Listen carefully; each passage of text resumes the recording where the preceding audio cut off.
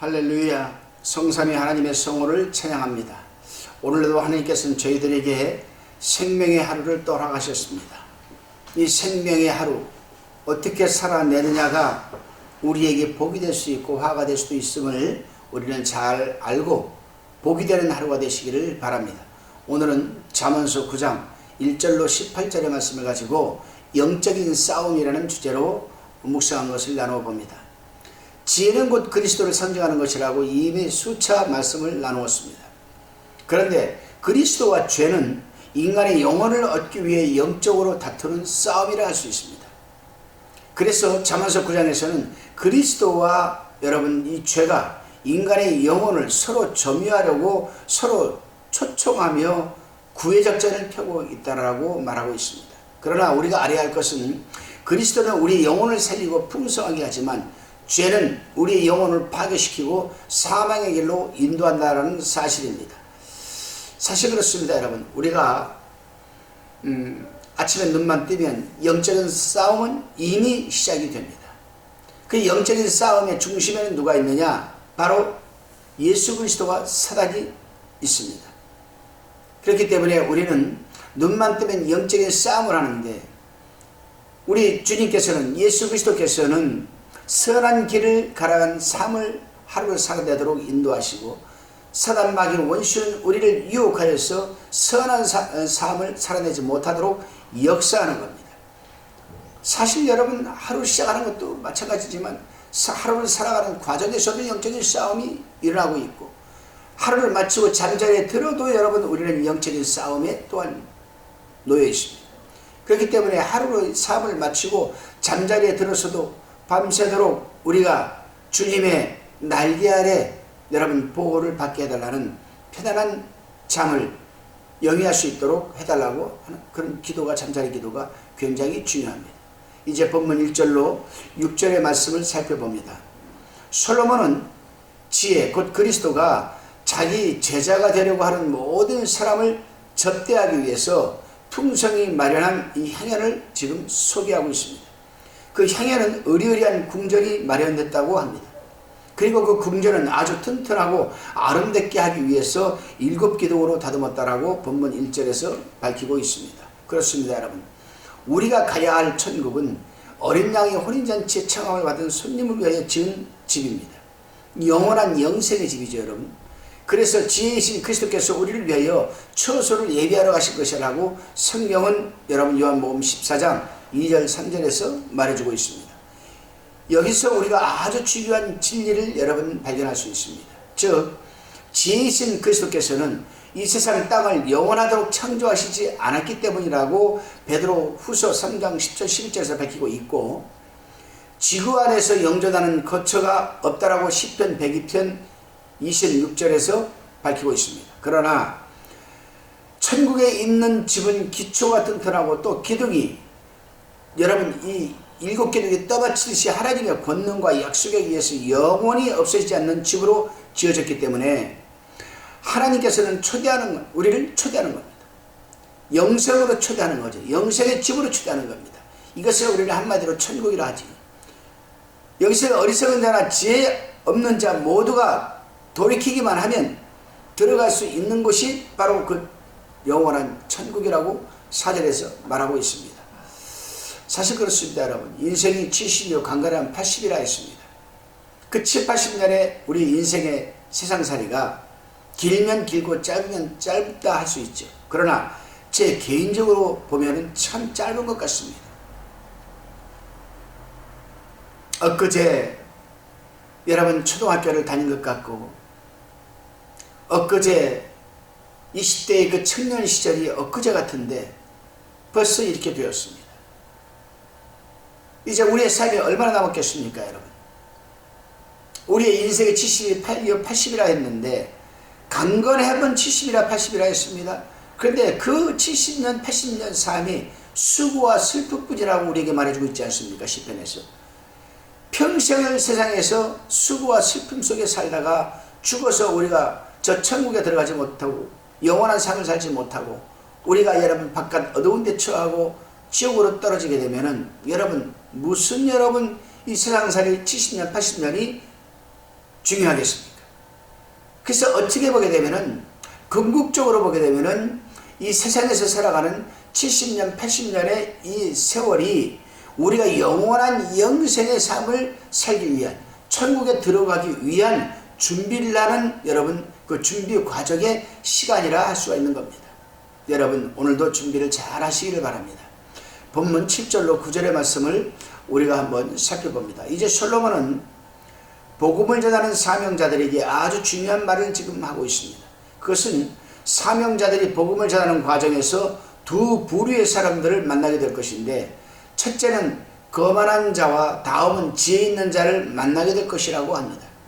그런데 거만한 자를 징계하지 말라고 7절 8절에서 말하고 있습니다. 왜냐하면 그런 자를 징계하다가 오히려 능욕을 받고 흠을 잡힐 수가 있기 때문입니다. 오히려 지혜 있는 자를 책망하라고 합니다.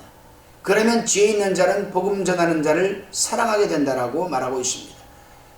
참으로 진리의 말씀이 아닌가 생각을 합니다. 여러분, 그래서 우리 주님께서도 예수님의 그 제자를 둘씩 짝져 보내면서 여러분 뱀같이 지혜롭게 비둘기같이 순결하게 복음을 전하라고 말한 겁니다. 다시금 본문 10절로 12절의 말씀을 우리가 살펴봅니다.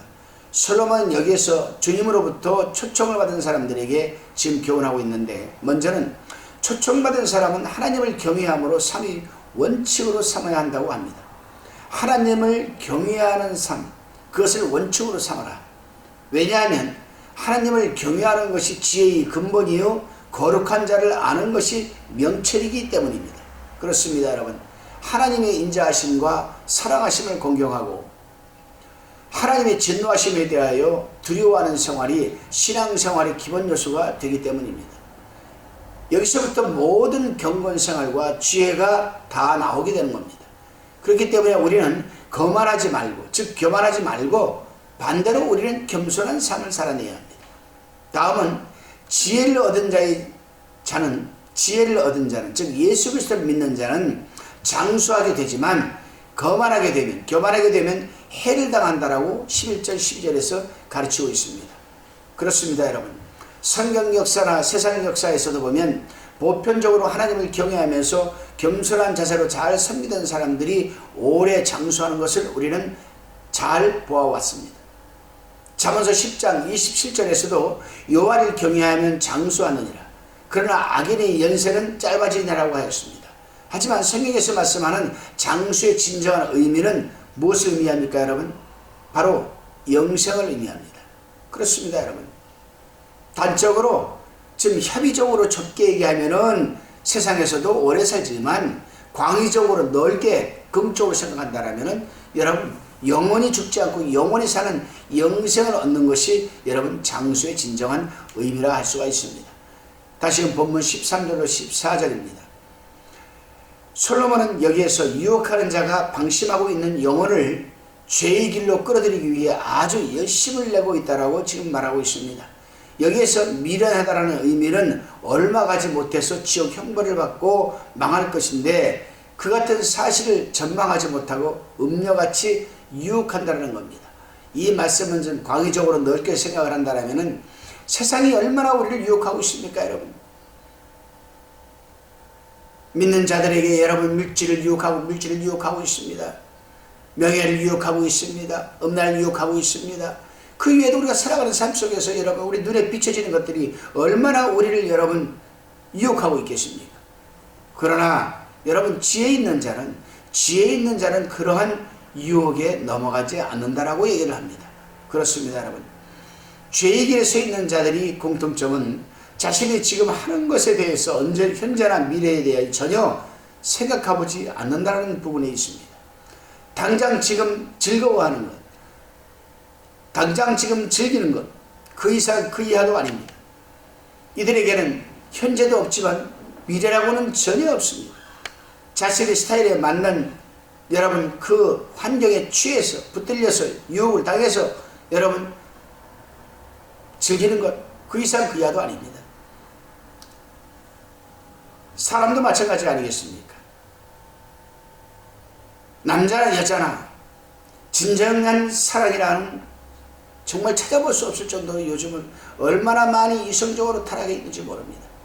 성개방이라는 여러분 그런 미명하에 얼마나 많은 젊은이, 남녀, 중년, 노인들까지도 여러분 그런 삶을 살아가고 있는지 모릅니다. 그러나 미련한 자는 사랑한다는 말에 속아서 유혹에 넘어간다고 합니다. 그래서 상대방에 상처를 주고 자신도 상처를 받으면서 그런 생활을 계속 이어가고 있는 겁니다. 분명한 것은 그런 여자나 남자는 미래가 없기에 늘 힘들고 가난하게 살아갈 수밖에 없고, 또한 그런 여자, 남자는 당연히 그 많은 대가를 치르게 된다라고 말하고 있습니다. 그래서 솔로몬은 13절에서 그런 여자를 미련한 계집이라고 하는 겁니다. 이 말씀 바꾸어서 남자편에서 읽어보면 그런 남자를 미련한 남자라고 하는 것입니다. 이 말은 또한 미련한 놈이라고 할 수도 있겠지. 분명 하나님의 사람들이 경계해야 할 부분입니다. 다시금 15절에서 18절까지를 살펴봅니다. 여기서는 그런 여자와 남자들로부터 유혹을 받은 자들에 대해서 지금 교훈하고 있습니다. 15절에서 자기 길을 바로 가는 이 사람, 자기 길을 바로 가는 행객을 불러서 이르되라고 말합니다. 그렇습니다, 여러분. 이런 사람들은 언제나 남자나 여자를 유혹하려고 여러분 애쓰지만은 자기의 길로만 걸으면 그런 여자나 남자는 거들떠보지도 않게 된다고 합니다. 우리 하나님의 사람들은 분별력을 갖고 유혹하려는 상대의 손짓에 붙들리거나 동정심에 붙들리지 말고 가던 길을 멈추지 말고 계속 걸어가야 합니다. 오늘 하루도 여러분 유혹하는 저 세상의 손짓에 머물지 마시고 붙들리지 마시고 끌려가지 마시고 동화되지 마시고 또 내어주지 마시고 여러분이 걸어가시는 그 선한 길에 여러분 계속 걸어가시기를 바랍니다. 기도드리시겠습니다. 주님, 인간의 이 땅에서의 삶은 영원하지도 않고 또한 이 세상의 땅도 영원하지 않다는 것을 잘 알고 있습니다. 이 세상에서의 삶은 잠시뿐임을 잊지 말게 하여 주시고 영생을 위한 준비 삶인 것을 깨닫게 하여 주옵소서. 어리석은 자가 되지 말게 하여 주시고 유혹의 손짓 발짓 거짓 사람의 목소리에 동화되지 않게 해 주옵소서. 이끌리지 않게 도와주옵소서. 빼앗기지 않게 도와주옵소서. 우리의 선한 가던 길을 계속해서 걸어가게 하옵소서. 믿사옵고 감사드리오며 예수님의 이름으로 기도드리옵나이다. 아멘.